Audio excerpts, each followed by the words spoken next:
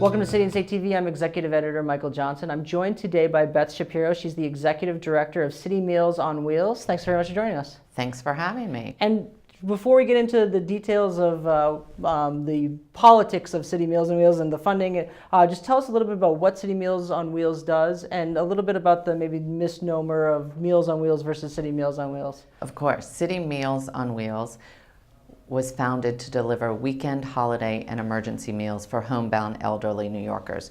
So the city, through the Department for the Aging, prepares or funds the preparation and delivery of meals to homebound elderly Monday through Friday, as long as there's no holiday. Basically, an article was written in November 1981 in the New York Times. Our founder read the article and said there were these older people going 4 days without food because it was prior to the Thanksgiving weekend. So the city would be closed Thursday, Friday, Saturday, and Sunday. Private money was raised over that weekend, and we delivered a Christmas meal through the Department for the Aging in conjunction with them, but funded by private citizens, reaching out to 6,000 older New Yorkers at that time. Since then, we have grown, focusing on these weekend, holiday, and emergency meals to make sure older New Yorkers get a meal every day of the year. Great. And you, just to go over some of the basics of it, you're a private-public partnership, and you get your funding through the Department for the Aging, the New York City Department for the Aging, correct? We work in partnership with the Department for the Aging, DFTA. We privately raise money, the bulk, over $20 million annual budget. The bulk of that comes from private donors across the city, over 35,000 in a given year. We also guarantee that every donation from the general public, 100%, every penny, goes to meal preparation and delivery. We're able to do that because of our partnership with the city and our board members. Our board members designate their donations for administrative costs, and part of our funding, about 10%, comes through DFTA, and a portion of that is also allocated for administrative costs. And it's budget season. Everyone's talking about funding. Give us a little bit of the history of the funding. Has it been a consistent? Have you been consistently getting about 10% of your funding from the city? Has it fluctuated? Obviously, with the depression in 2008 and the downturn in the economy, did it go down? Has it come back up? What's been the history for it before we get into what's going to happen maybe going forward? Overall, Meals on Wheels across the city is getting the same amount of funding as over a decade ago, about 2001. It's about the same amount of dollars being used to go towards these elderly. Now, our population in that time frame has significantly grown, so there is an issue that needs to be addressed there. And you target the elderly specific, and I'm assuming the elderly population has grown maybe even faster than the regular population. We target the elderly. We are serving homebound elderly, 60 and older, who can no longer shop or cook for themselves. And while I say we start at 60, the average age is 82, 83 years old, and we see the most growth in our oldest old, those 85 and older. And because the older population is the fastest growing demographic in the country, actually, not just the city, estimations are that by the year 2030, older people will outnumber children in New York City for the first time in history. And we need to be prepared to address that need. So when we were founded 33 years ago, I mentioned we were feeding 6,000 people. Today we're feeding over 18,000. 1,000 of those were added just a year or two ago. And we anticipate the need to add another 1,000 in the coming fiscal year. So I think that for some people, they're going to look at the budget, they're going to look at the process, they're going to say that you get 90% of your funding from outside sources, so do you need that 10%? So what's the case for making sure that that funding from the city and from the government continues and maybe is increased going forward? Continues and increases. If you look at this demographic, as we've just said, growing at a faster pace than any other, their needs are growing. And to keep someone in their home for a $6 meal, if you look at maybe under $1,000 for a year, if they were in need of more care because they weren't getting their food, if they needed to go into a hospital, nursing home, a long-term facility, that $1,000 a year turns to $1,000 a day back in the government's hands. So it really is a situation of looking at a low-cost means of keeping people nutritionally sound in the homes and communities that they want to be in, the places that they've lived for 40, 50, even 60 years, some of our meal recipients. And while I said the growth is in those 85 and older, We have over 200 people that we're serving meals to that are 100 years old and older. They're the people who built this city. And we are in year 2 of the de Blasio administration, a new progressive city council. Have they been receptive to supporting City Meals on Wheels or increasing funding? Is that something you're still kind of working to fight for? We're always fighting for it, and I think DFTA is always fighting for their budget, looking at this population and understanding their needs and what we can do for them at low cost. If you look at the population deeper and in their demographics, over almost 18% are living at or below the poverty level. 25% of seniors, head of household, are earning only $10,000 a year.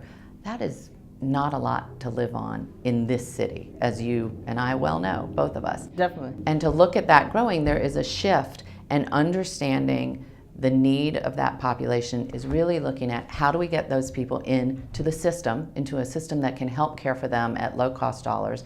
And then there needs to be an increase in case management to handle the load and bring them in for meals. So the obviously the city council, the mayor, they have this push for more income and getting rid of income inequality, having a more equal system for people, and this seems like something that they would resonate very well with them. So, but I haven't seen any city council members or members of the mayor really grab this issue and make it a public statement of it. Has that something that you have been trying to push certain members to do, or possibly hopefully push just on your own through the media to try to get them to be on board with this a little bit more? A little of both. I mean, we have a very active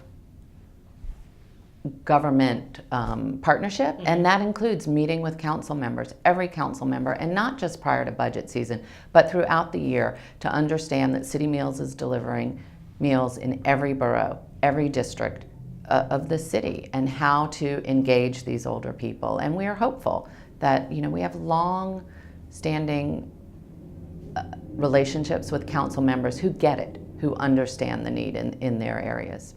And then we talked a little bit about this before, but as the city continues to get older, as elderly people continue to live longer, obviously there's a larger issue of how to deal with these problems that are going to continue to arise. Do you think that there's more that can be done to view this holistically? Because, as budget season comes around, you have programs like yours, other programs that always come in asking for more money just because it's budget season. But I think you're coming at it from this different perspective of that you see the reason that you would need more funding on whole for your organization because of this growing aging population and just a growing need.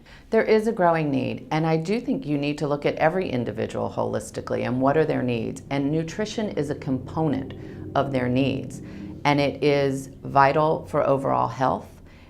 The other thing that we bring is a little companionship to the door. We have over 19,000 volunteers, 67,000 hours of volunteer time. Yes, people bringing the meal to the door, but also chatting, spending an hour a week visiting. And actually Brown University did a study about social isolation and the meal coming to the door, and how the meeting helps with loneliness, which could lead to depression, which leads to poor nutrition.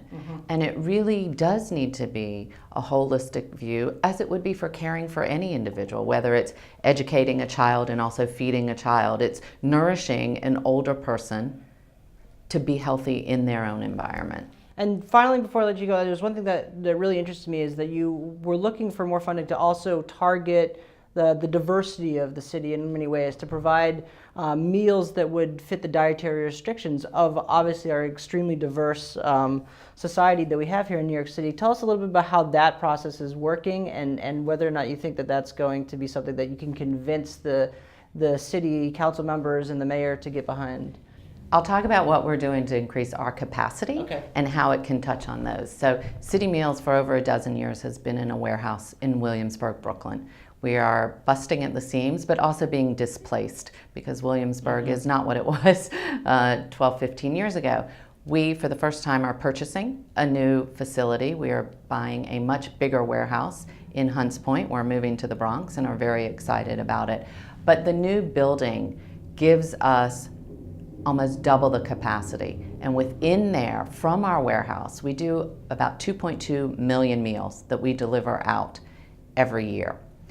About 33% of those come from our warehouse. Shelf-stable meals, emergency meals. We do a box of 20 pounds of emergency food in advance of the winter weather. We did over 95,000 emergency meals this winter, since January, because these are older people who can't get out. The facility will also give us the opportunity to look at nutritionally necessary meals, potentially more ethnic diversity, and what we can help bring to these populations. And I think it's important to add on to that, as you were talking about funding. Those 2.2 million meals that we deliver, DFTA is able to include those in their count of meals delivered to the federal government. And there's a cash in lieu of commodities. So for every meal that we deliver, DFTA is able to bring down money. About $1.3, $1.4 million that comes into the city from the federal government for the meals that City Meals provides. It's almost 200,000 more meals that can go out the door. And that's great because you have a situation where even smaller increases of funding have a larger impact as far as you getting the money back from the federal government. I would love for you to keep us up to speed on how this plays out in the budget negotiations. Beth Shapiro, the Executive Director of City Meals on Wheels, thank you so much for joining us. Thank you for having me.